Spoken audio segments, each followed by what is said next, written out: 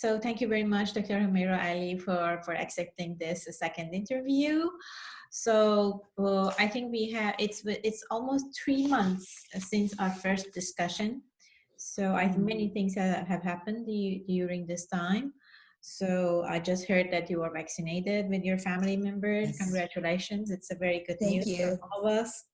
So let's see how can you see right now, the current perspective of different vaccines that are on the market, the competition between, if there is any competition, and can you see that there will be an upcoming competition in this market for COVID vaccination?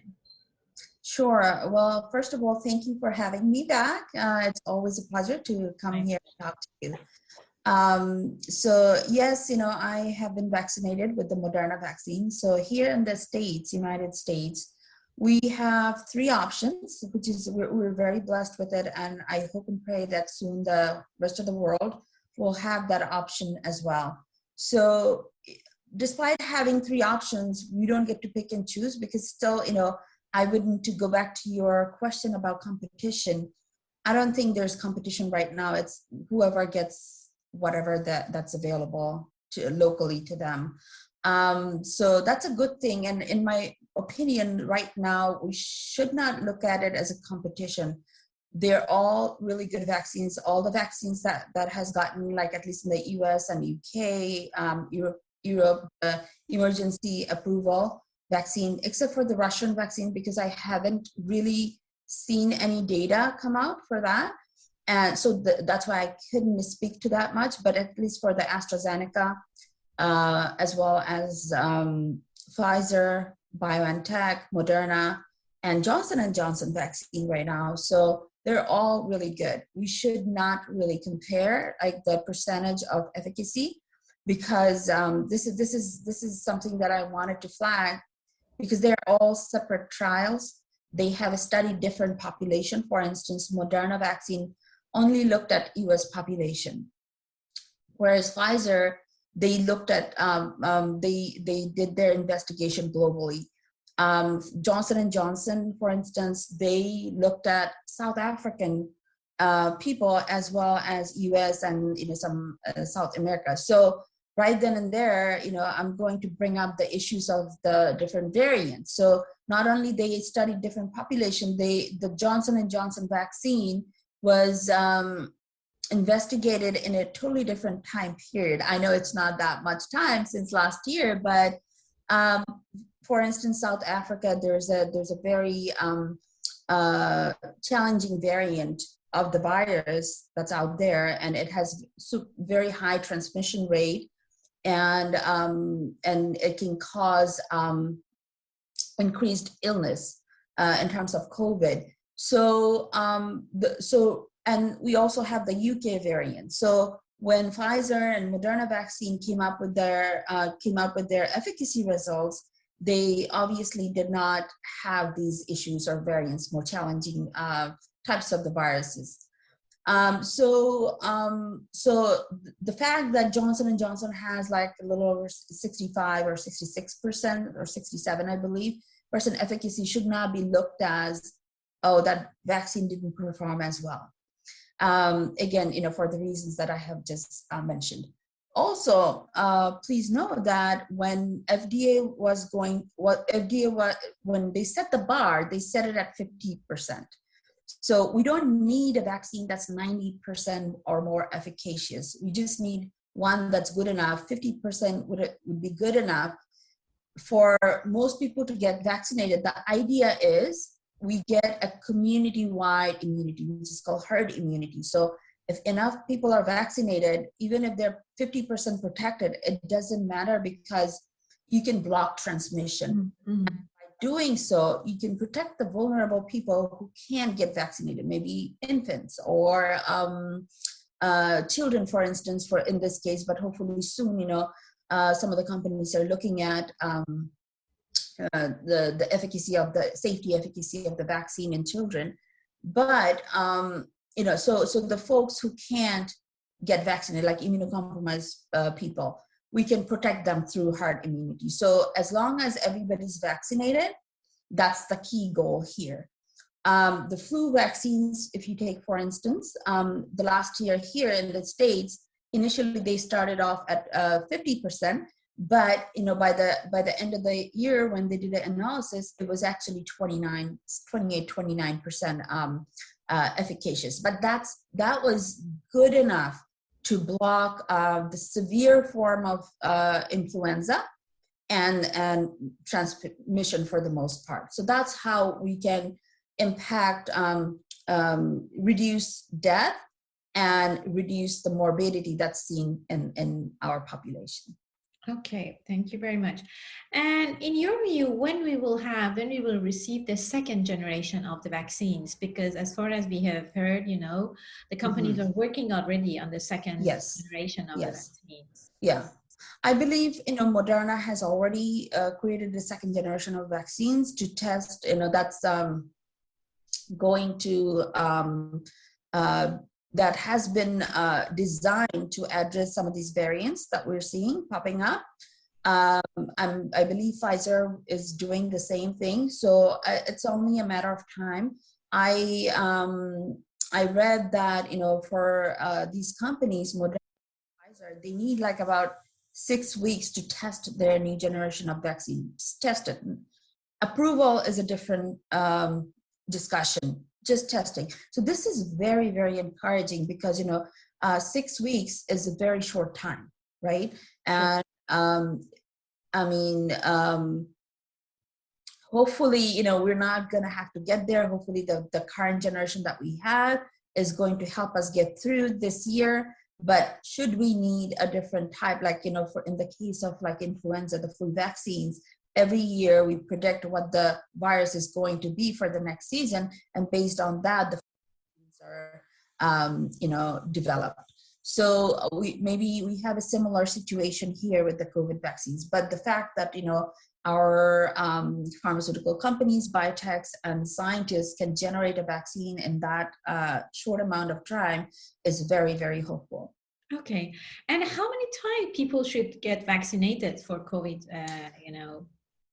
It's a very good question. Once every 9 months, or we do not know yet?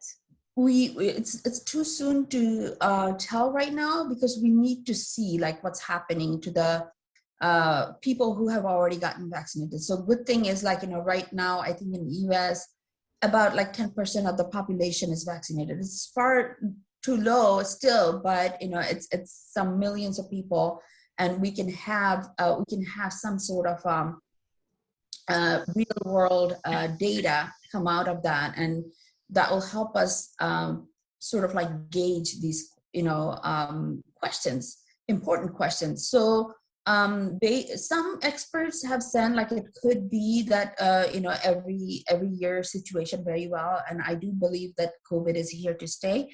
It's a vaccine, it's a virus that has many hosts like outside of human. So that's why, it can harbor in another animal where the animal is not getting sick, but they are able to transmit among their species and then eventually back to the human. So similar to, the other viruses that we have seen, like, even for, what do you call it? Polio virus, right? It's almost eradicated, but still it exists in like, places like Pakistan, Afghanistan. And one of the reasons cited is because it can live in other hosts and it can jump back to human. So, COVID it's a similar situation. It's a much more challenging virus. So it's not going to go away anywhere anytime soon. It's not going to be eradicated.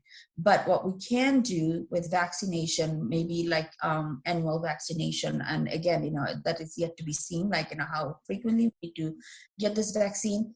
With annual vaccination, hopefully what we can do is reduce the number of deaths and reduce the severity of the disease, meaning that, hopefully people are not going to end up in the hospital with a ventilator, right? That's all we need, really, like prevent death and prevent hospitalization. Okay, thank you very much. But, it seems that some countries, they have managed very well, some countries like New Zealand, or in China, or even in Japan, that the total Mm-hmm. number of the deaths is 6,000 comparison to European countries, and US is Mm-hmm. nothing Mm-hmm. really. Yeah. So I think it's maybe the countries they have to redesign their management of disease. The disease management for COVID. If a country like New Zealand or Thailand, they have succeeded, in eradicating the infection rate, why other countries they cannot?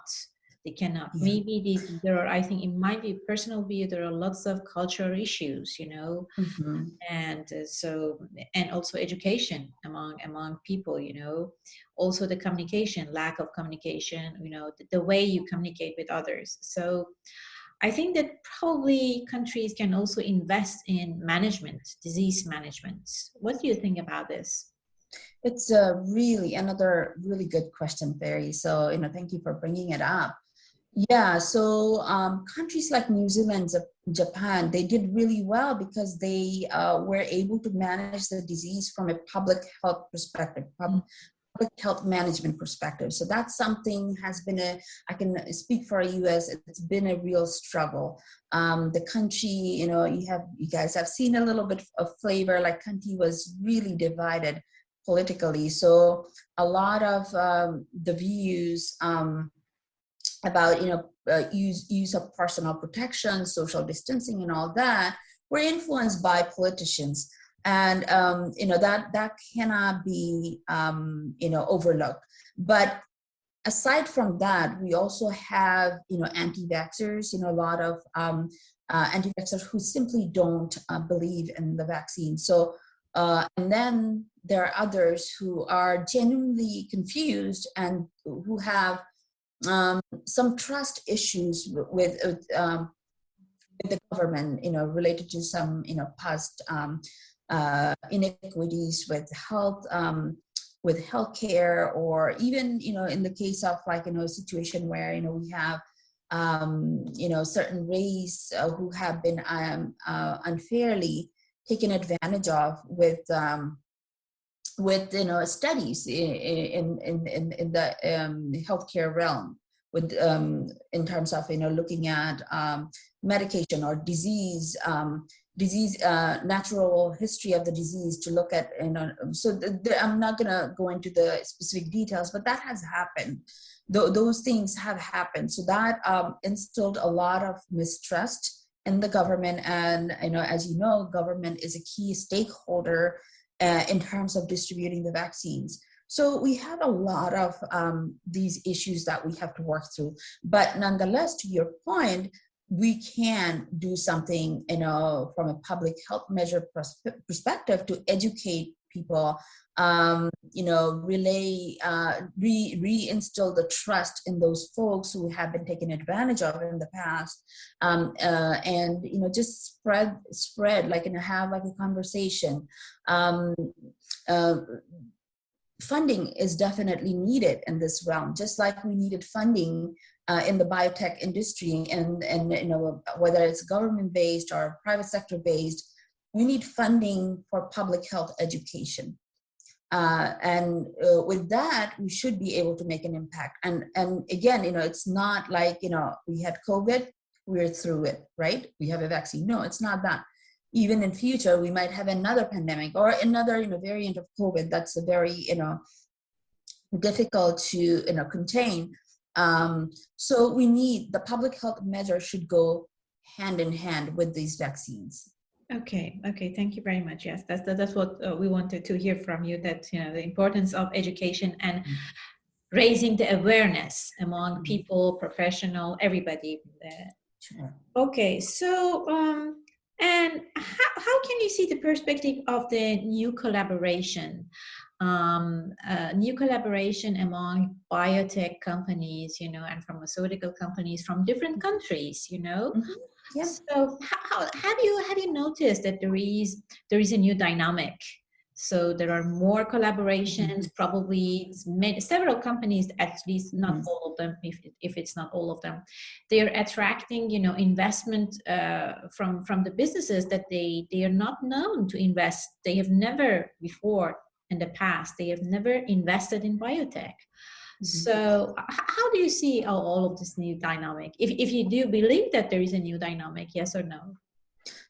Of course, I do, and we've seen it. We have the numbers to show it. You know, in the finance sector, right? We're seeing like during this time of COVID, when we got hit hard with economic challenges, biotech is something that thrived. And why is that? Because there has been a massive amount of funding that came through from investors who normally would not consider biotech as part of their portfolio of investments, right? So that's a really good indicator, right? An indicator of like what has been happening, the good things has been happening.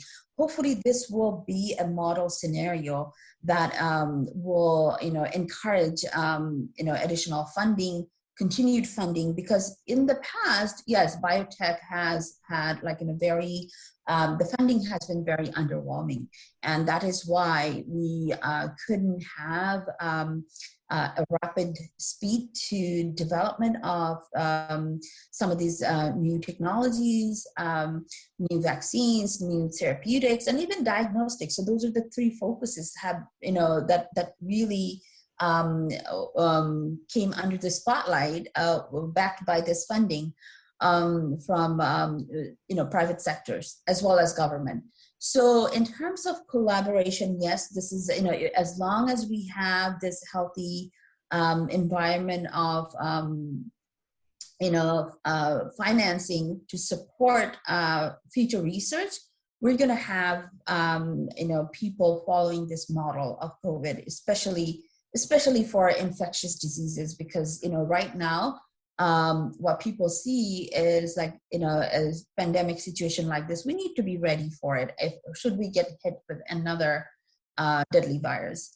And because of this, and we have also seen like how the speed to market, how we can take advantage of different technology even outside the platform of research, like even this communication method, right? In the midst of COVID, how did all the best of the scientists, cross-border international colleagues in regulatory, in biotech, in biopharmaceuticals, research scientists, they all came together and made the almost impossible happen, right? We had COVID vaccine under 12 months, and it is safe so far. Yes, it is under emergency use approval, but it's been safe for the most part. So it is possible to do if you have the right amount of funding.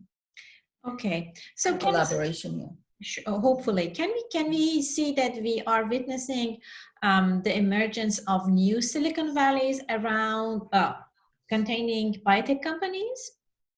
Yes, I can see that happening. Yeah, very well. And again, maybe not in all sectors of all areas of biotech biotech sector, like meaning like, there's certain things that will get emphasis. Like I mentioned, infectious diseases, diagnostics, quick and easy and most accurate way to diagnose, like for instance, like COVID, as well as, treatment for COVID. Like right now, we only have maybe like one antiviral that's approved, remdesivir, but then there are like, there are three other promising treatment, like the corticosteroids, dexamethasone, and what else? The cytokine inhibitors, right? Those are promising. And then there are a whole bunch of like more than 10 to 15 treatments that have like mixed results so far. But in a lot of this situation, how were we able to get something so quickly? Because of drug repurposing. Again, with speed of collaboration and efficiency and funding, as well as drug repurposing. So in the treatment realm, we're going to see that.